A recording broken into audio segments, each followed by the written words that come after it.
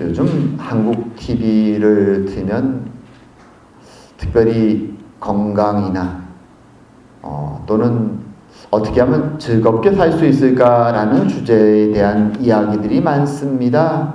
왜냐하면 이제는 가난을 이겨내고 웬만큼 살만해졌기 때문에 그런 주제가 건강이나 즐거운 삶에 대한, 건강한 삶에 대한 주제들을 많이 얘기합니다.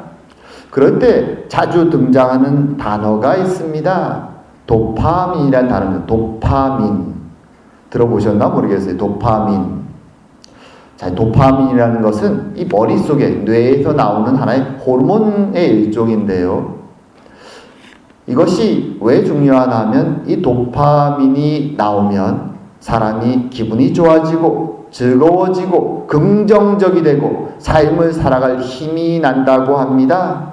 그리고 도파민이 나오지 않으면 사람들은 무기력해지고 의욕이 없어집니다. 물론 도파민이 너무 많이 나와도 문제지만 너무 안 나와도 문제이기 때문에 이 도파민이 어떻게 하면 우리 삶 속에서 잘 나와서 즐겁게 살 수 있을까라는 주제를 많이 이야기를 합니다. 그래서 어떤 사람들은 많이 웃으라고 그러죠. 많이 웃으면, 억지로라도 많이 웃으면 도파민이 나온다, 그런 얘기를 합니다. 그리고 박수를 많이 쳐도 도파민이 나온다. 어떻게 하면 좀 더 즐겁게 도파민을 내면서 힘있게 활력 있는 삶을 살 수 있을까? 사람들은 그런 이야기들을 많이 나눕니다. 왜냐하면 도파민은 기본적으로 20대 젊은 때 굉장히 많이 나오죠. 흔히 머릿속에 상상이 되죠. 혈기가 넘치는 20대, 쉽게 사랑에 빠지고 흥분하고 감정적인 그 20대. 하지만 나이가 들어가면 당연히 도파민 수치가 줄어듭니다. 자, 그래서 이것이 주제가 되는 것이죠. 특별히 나이가 있는 분들에게 이 도파민을 어떻게 하면 많이 나오게 하고 즐거운 삶을 살 수 있을까? 그런 주제들이 그래서 굉장히 많이 강연이 TV에서 나옵니다. 그런 주제를 보면서 제가 특별히 이번에 한국에 가 있는 동안에 TV에서 또 나오더라고요. 그걸 보면서 제 옆에 앉아있는 제 아버지를 봅니다. 한 10일 정도를 거의 계속 새끼를 같이 밥을 먹고 같이 시장도 보고 같이 운동도 하고 뭐 특별히 다른 걸 한 게 아니라 그냥 아버지의 삶의 루틴을 따라 열흘 동안을 보내다 왔습니다. 그러면서 마음속에 그런 생각이 들죠. 혼자 이렇게 살아가는 아버지에게 있어서 도파민이 날 수 있는 삶의 기쁨은, 즐거움, 활력은 과연 무엇일까? 항상 매일 똑같은 루틴으로 살아갑니다. 여러분들도 그런 삶의 루틴이 있죠. 곰곰이 잘 지켜보니까 그래도 아버지에게 조금씩 삶의 기쁨이 되는 것. 보니까 한 달에 한 3번 내지 4번 친구들을 만나는 식사 모임이 있습니다. 보니까 빠지지 않고 꼭 그 모임을 나갑니다. 아마도 그 모임이 한 달에 3-4번 정도. 아버지 말로는 이제는 많이들 세상을 떠나서 숫자가 줄었다고 하는 그 남아있는 친구들, 그나마 차를 가지고 나올 수 있는 건강한 친구들 몇 명이 모여서 식사를 하는 그 자리가 그래도 추억을 되새기고 어느 정도 기쁨을 주는 모임인 것 같습니다. 또 곰곰이 보면 아버지가 이제 혼자 요리를 해서 식사를 하기 때문에 본인이 원하는 이제 새로 계절에 맞게 요리 재료들을 가서 장에 가서 삽니다. 그것을 사고 요리를 하고 맛을 보는 것, 그리고 거기에 덧붙여서 반주 한 잔 하는 것이 아버지에게 또 하나의 삶의 기쁨을 주는 일인 것 같습니다. 그리고 TV 프로에서 본인이 좋아하는 바둑이나 좋아하는 또 건강 프로그램이 나올 때 그것을 이렇게 유심히 보는 모습을 보면서 아, 저것이 그래도 아버지에게 관심을 주고 또 기쁨을 조금은 주는구나. 또 일주일에 한 번씩 어머니를 만나러 갈 때 아버지 얼굴을 보면서 그래도 기대와 상기된 얼굴을 보면서 이것이 하나의 기쁨이구나라고 생각했습니다.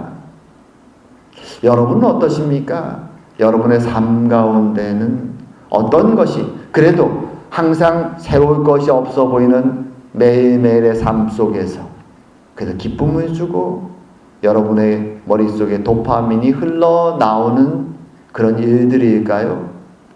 인생 가운데 그런 것이 필요합니다. 오늘 본문에서는 말씀 가운데 그의 기쁨이 있는 사람, 그 사람이 복 있는 사람이다, 이렇게 얘기하죠. 말씀 가운데 기쁨이 있다는 것이 무엇일까요? 말씀 가운데 기쁨이 있다. 오늘 이 말씀의 의미를 한번 생각하면서 하나님이 우리에게 주시는 메시지를 나누고자 합니다. 자, 오늘 본문 2절에서 내용이 이렇게 진행이 됩니다. 오직 여호와의 율법을 즐거워하여 그의 율법을 주야로 묵상하는도다. 복 있는 사람에 대한 이야기입니다. 자, 여기서 핵심적인 단어는 율법이죠. 율법. 사실 신약 성경을 보면 율법 이러면 조금 부정적으로 보입니다. 왜냐하면 억지로 싫은데도 계속 지켜야 되는 규칙처럼 신약 성경을 읽으면 느껴지기 때문에 그런 부정적인 이미지가 있지만 그것은 사실 억지로 그렇게 지키는 바리새인들의 모습 때문에 있는 것이지, 사실 성경에서 율법은 굉장히 긍정적인 것이고 특별히 구약 성경에서는 가장 중요한 단어가 율법입니다. 이 율법을 히브리어 원어로 말하면 뭘까요? 많이 듣는 단어인데 율법 그러면 토라라고 말하죠. 토라. 아마 들어보셨을 겁니다. 지금도 유대인들에게 있어서 이 토라라는 단어는 성경에서 가장 중요한 단어입니다. 토라라는 히브리어 단어의 원래 뜻은 teaching 또는 가르침이죠. 가르침. 근데 하나님이 이스라엘 백성들에게 가르침으로 주신 지켜야 되는 규칙들이기 때문에 이 단어를 사용하면서 하나님이 주신 율법을 토라라고 부르는 것입니다. 좁은 의미로는 모세의 10계명이 토라고, 좀 더 넓은 의미로는 모세 오경 전체가 토라라고 말할 수 있습니다. 실제로 그렇게 부릅니다. 유대인들은 모세 오경은 토라 이렇게 부릅니다. 그리고 우리는 지금 구약 책들을 많이 가지고 있죠.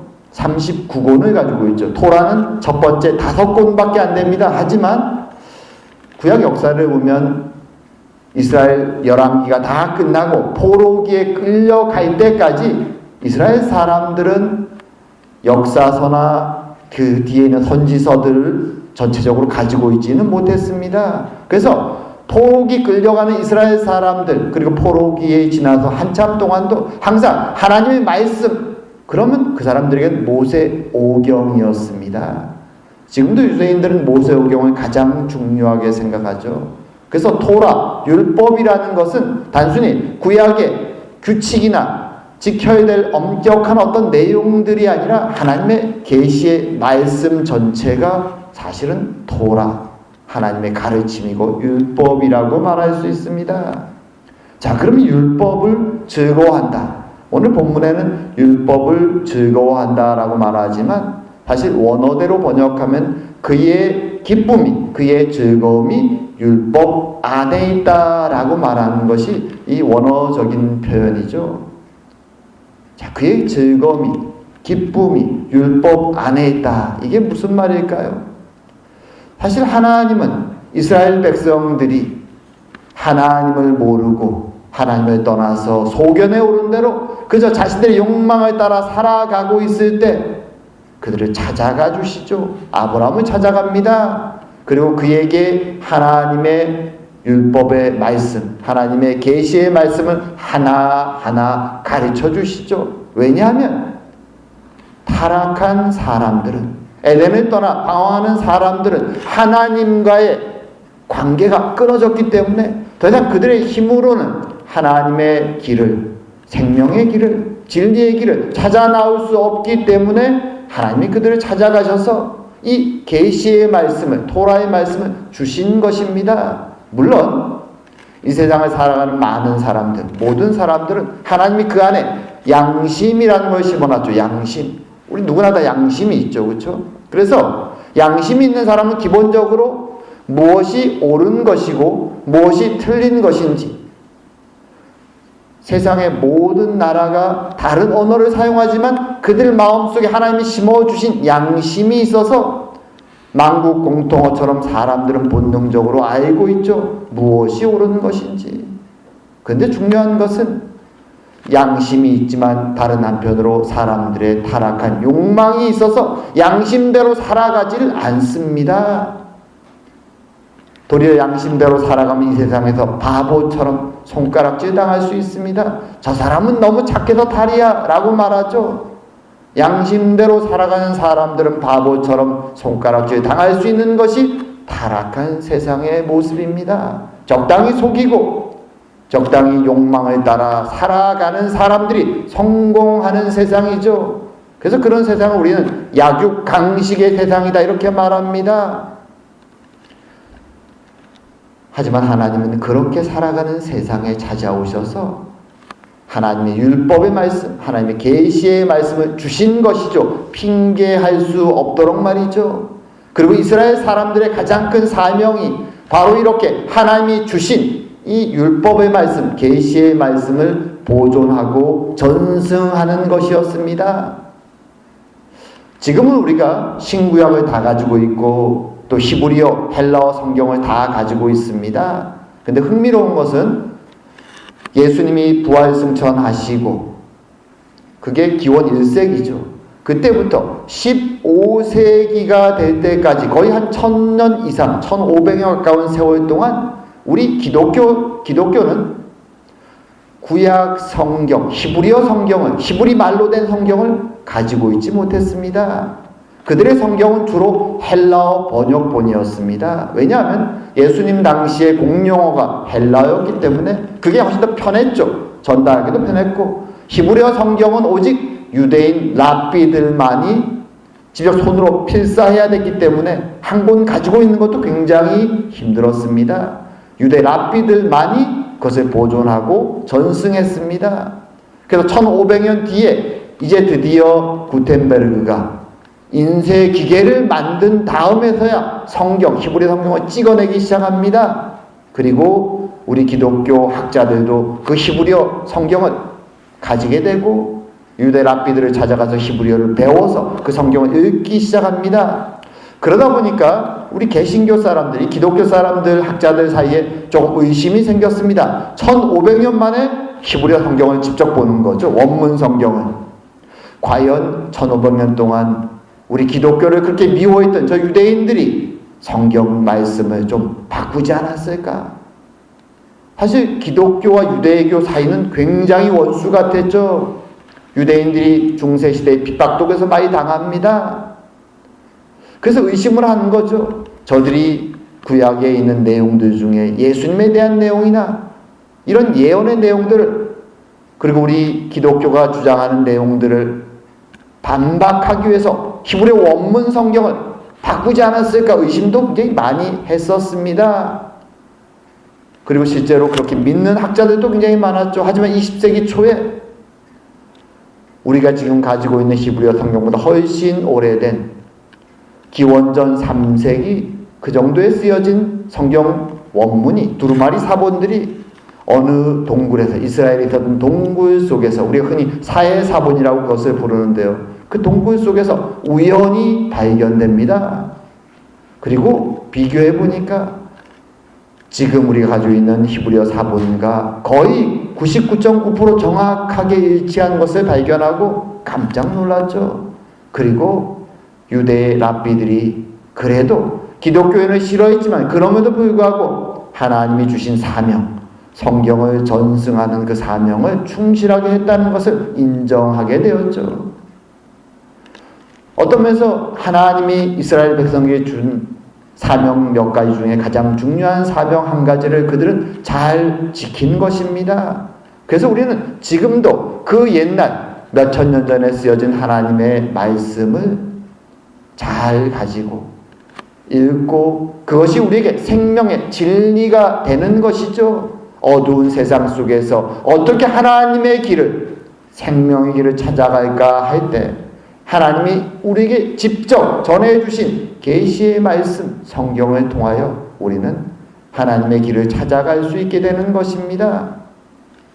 근데 문제는 뭐냐 하면 사람들이 하나님이 이 계시의 말씀을 어둠 속에서 생명의 길을 찾아갈 수 있는 말씀을 주셨음에도 불구하고 싫어한다는 것입니다. 오늘날도 마찬가지죠. 세상에 나가서 사람들에게 성경 말씀을 전하면 오늘날 사람들의 반응은 그거죠. 성경은 너무 독선적이다. 왜 하나님만 믿어야 되느냐? 우리는 자유롭게 죄도 저지르고 방탕하게 사는 것도 다 내 마음이면 좋은데, 오늘날은 더 이상 여러 가지 우리가 성경을 열심히 믿던 시대의 죄라고 생각했던 여러 가지가 더 이상 죄가 아닌 것이 많습니다. 심지어 결혼한 남녀도 자신이 좋으면 다른 남녀와 관계를 가지는 것도 크게 죄라고 이제는 말하지도 않습니다.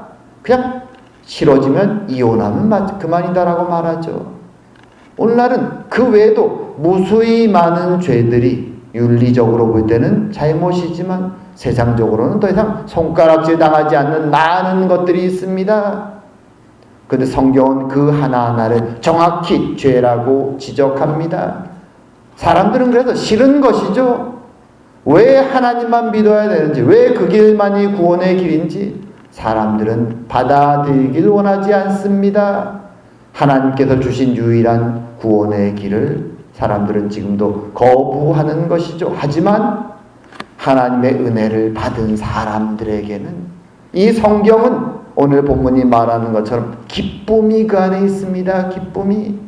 그리고 성경을 계속 읽기 시작합니다. 너무나 기쁘기 때문에. 그리고 단순히 읽을 뿐만 아니라 그것을 묵상한다라고 말하죠. 오늘 본문에 주야로 낮과 밤으로 묵상한다. 이 묵상한다는 히브리 말이 어떤 뜻인가 하면 이 속으로 소리를 얕게 내면서 중얼거린다는 뜻입니다. 중얼거린다. 읍조린다는 것이죠. 말을 읍조린다. 이게 경우에 따라서 의미가 바뀝니다. 슬픈 상황에서 이 단어가 사용되면 그 단어는 고굴하거나 또는 신음을 한다라는 뜻으로 번역되기도 합니다. 우리가 너무 슬프면 고굴할 때 계속 슬픔의 그 소리를 내죠. 또는 악한 자들이 서로 모여서 악한 계획을 계속 짤 때 악한 계획을 짠다라고 이 단어가 사용되기도 합니다. 그들은 계속 악한 생각들을 중얼거리기 때문이죠. 또 하나님의 말씀에 대해 사용할 때는 그것을 암송하기 위해서 그것을 계속 읊조릴 때도 이 단어가 사용됩니다. 그것이 오늘 묵상하다라는 단어로 번역된 것이죠. 묵상한다는 것은 그렇게 마음에 그것을 새기기 위해서 깊이 이해하기 위해서 낮은 소리로 계속 반복해서 읽고 생각하는 것을 의미합니다. 이것은 오직 하나님의 말씀을 기쁨으로 받아들인 사람들만이 할 수 있는 특별한 것이죠. 성경에 보면 이런 고백들이 많이 있습니다. 시편 119편, 보통 말씀장 시라고 그래요. 특별히 말씀에 대한 시편이 많은데요. 그 내용이 이런 내용들이 있습니다. 고백이죠. 내가 주의 법을 어찌 그리 사랑하는지요. 내가 그것을 종일 작은 소리로 읊조리나이다. 주의 계명들이 항상 나와 함께함으로 그것들이 나를 원수보다 지혜롭게 하나이다. 주의 말씀의 맛이 내게 어찌 그리 단지요. 내 입에 꿀보다 더 단이다. 주의 법도들로 말미암아 내가 명철하게 되었으므로 모든 거짓 행위를 미워하나이다. 주의 말씀은 내 발의 등이요 내 길의 빛이니이다. 하나님의 말씀의 그 달콤함을, 기쁨을 발견한 사람들의 고백입니다.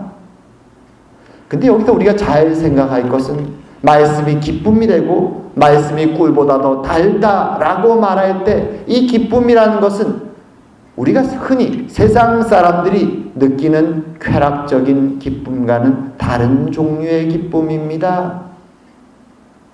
어떤 의미에서 다를까요? 그것은 말씀이 지닌 특징이 있기 때문이죠. 히브리서 기자가 이렇게 얘기합니다. 그 말씀에 대해서 히브리서 4장 12절에 하나님의 말씀은 살아있고 활력이 있어 좌우에 날선 어떤 검보다도 예리하여 혼과 영과 및 골수와 관절과 골수를 찔러 쪼개기까지 하며 또 마음의 생각과 뜻을 판단하나니. 말씀이 하나님의 말씀이 주는 기쁨이라는 것, 그 달콤함이라는 것은 그 앞서서 우리의 마음속에는 죄를 찔러내고 잘라내는 날카로운 고통이 동반하는 것입니다. 우리의 마음속에는 사실 우리만이 아는 숨겨진 죄의 욕망의 모습들이 있습니다. 성경을 읽으면 우리는 숨기고 싶지만 성경은 우리 속에 있는 죄의 모습들을 적나라하게 드러냅니다. 마치 칼로 우리의 심장을 푹 찌르는 것처럼 아픔이 있습니다.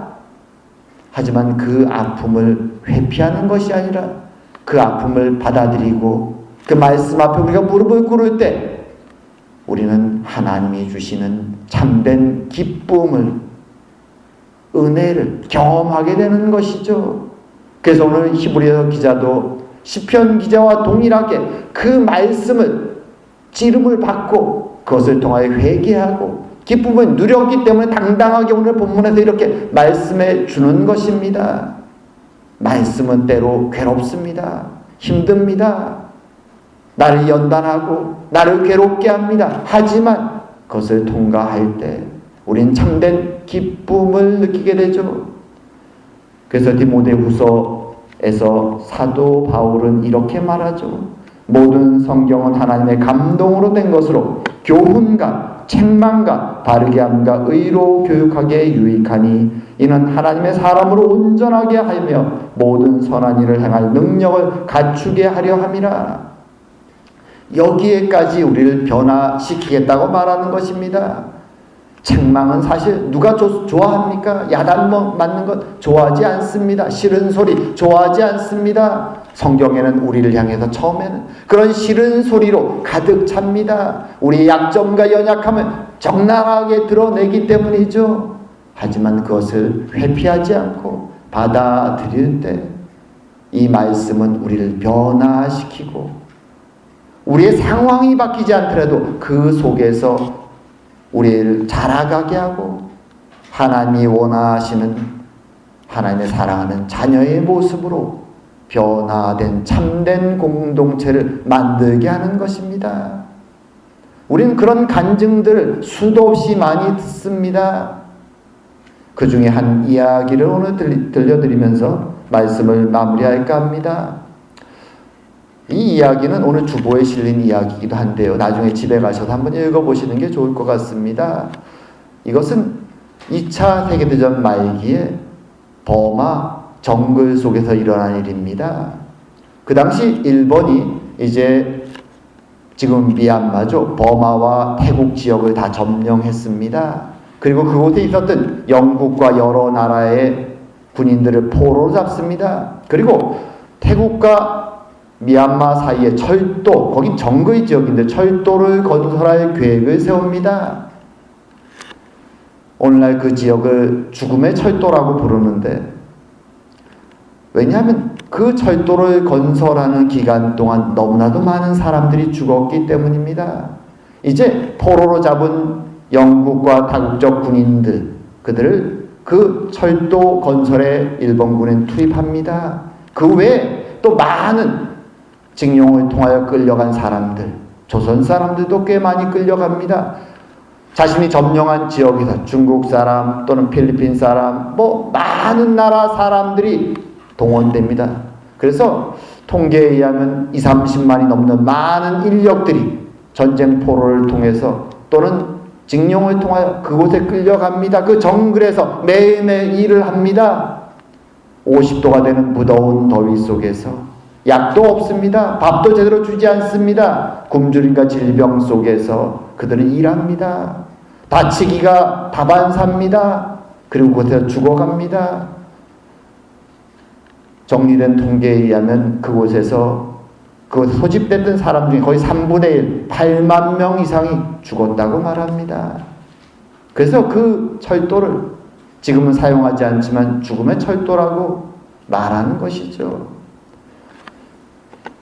그곳에 살아가는 사람들의 삶은 어떤 면에서 야수의 삶, 마치 지옥 같은 삶이었다고 표현합니다. 너무나 고통스럽기 때문이죠. 사람들은 자신들이 인간으로서 가지고 있는 존엄성을 다 버리고 그저 생존을 위해서 서로 다투고 싸우고 그렇게 살아갔다고 말합니다. 그러던 어느 날 한 사건이 곳에 발생합니다. 매일 저녁이 되면 해가 떨어지면 일을 마치는데, 해가 떨어지면 일본 이제 감독관들은 하는 일이 있습니다. 삽자루와 그런 모든 쟁기와 도구들의 숫자를 점검하는 것이죠. 그런데 그날따라 다 숫자를 셌는데 삽자루가 하나 없다는 것을 발견합니다. 그러자 일본군 감독관이 막 소리를 지릅니다. 누가 도대체 삽자루를 숨겼냐? 흥분해서 소리를 지르지만 아무도 나오지 않습니다. 그러자 이제 총을 앞에 대고 만약 나오지 않으면 앞에 있는 너희들을 다 죽이겠다고 말합니다. 그때 한 사람이 손을 들고 앞으로 나옵니다. 내가 했습니다. 그러자 흥분한 화가 난 이 일본 감독관이 총으로 그를 때리고 계속 쓰러진 대로 때립니다. 죽을 때까지 그를 때렸습니다. 그리고 사람들은 죽은 시신이 된 그를 이제 숙소로 옮겼습니다.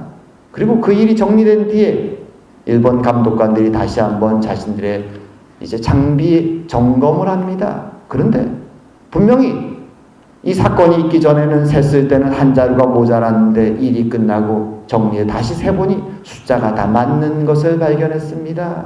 일본 감독관이 숫자를 잘못 셌던 것이죠. 그리고 거기에 나왔던 사람들은 다른 동료들이 죽을까봐 대신 나와서 맞아 죽었던 것입니다. 그 사실이 포로들 사이에 알려지면서 그동안 야수처럼 생존을 해서 지옥처럼 살았던 그들의 마음에 무엇인가 툭 하고 떨어졌습니다. 그리고 조금씩 변화가 일어납니다. 그 수용소에서 전쟁이 끝나고 살아남아서 목사가 되었던 고든이라는 사람이 기록한 책에 이 사건에 대한 기록이 있습니다. 그는 그 변화에 대해서 이렇게 지금 제가 띄운 본문처럼 기록을 했습니다. 이렇게 말합니다. 그때 포로 중 한 사람은 사람이 친구를 위하여 자기 목숨을 버리면 이에서 더 큰 사랑이 없나니라는 성경 구절을 기억했다. 포로들의 태도가 달라지기 시작했다. 그들은 더 이상 죽어가는 이들을 함부로 대하지 않았고 합당한 장례식을 치르고 매장을 한 뒤 각 사람의 무덤에 십자가를 꽂아 주었다. 누가 시킨 것도 아니었는데 포로들은 서로를 돌보기 시작했다. 절도는 급격히 줄어들었다. 새로운 정신은 계속해서 수용소 전체에 퍼져나갔다. 죽음은 여전히 우리 곁에 있었다. 그것은 분명했다. 그러나 우리는 그 파괴적인 지배력에서 벗어나고 있었다. 우리는 생명을 이루는 힘과 죽음을 이루는 힘 사이의 극명한 대조를 직접 보고 있었다. 이기심, 증오, 시기, 질투, 탐욕, 방종, 게으름과 교만은 모두 생명을 거스렀다. 한편 사랑, 영웅적 행위, 자기 희생, 동정, 자비, 인격과 창의적 믿음은 생명의 본질이고 단순한 생존을 진정한 삶으로 바꾸어 놓았다. 이것들은 하나님이 인간들에게 주신 선물이었다. 물론 증오도 있었다. 그러나 사랑도 함께 있었다. 죽음이 있었지만 생명도 있었다.